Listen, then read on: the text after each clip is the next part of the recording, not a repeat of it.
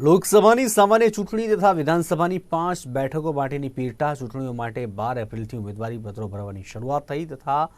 19 April 2024 સુધીમાં લોકસભાની ચૂંટણી માટે કુલ 433 ઉમેદવારો દ્વારા વિધાનસભાની પેટા ચૂંટણી માટે 37 ઉમેદવારો દ્વારા ઉમેદવારી પત્રો ભરાયા, જેમાં સૌથી વધુ 38 ઉમેદવારો દ્વારા ગાંધીનગર લોકસભા બેઠક પર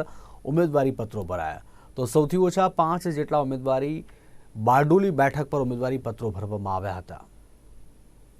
नामांकन पत्रों 433 उम्मीदवारों द्वारा भरायेला हता अने विधानसभानी पेटा चूंटणी माटे 37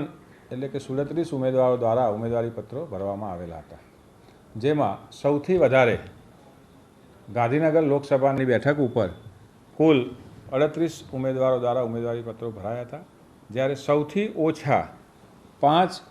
उम्मीदवारी पत्रों बारडोली बेठक पर भरायेला हता। विधानसभा की बात करिए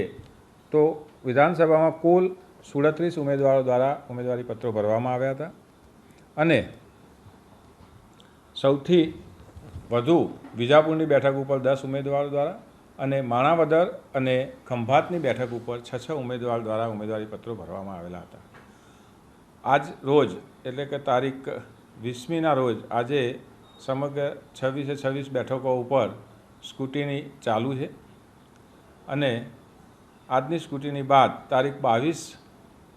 ना दिवसे 3 वाग्या सुधी जे उम्मीदवारों उम्मीदवारी पत्रों परत खेंचवा होय ते परत खेंची शके छे। त्यारबाद हरीफ उम्मीदवारों यादी फाइनल 22 तारीखना रोज थशे।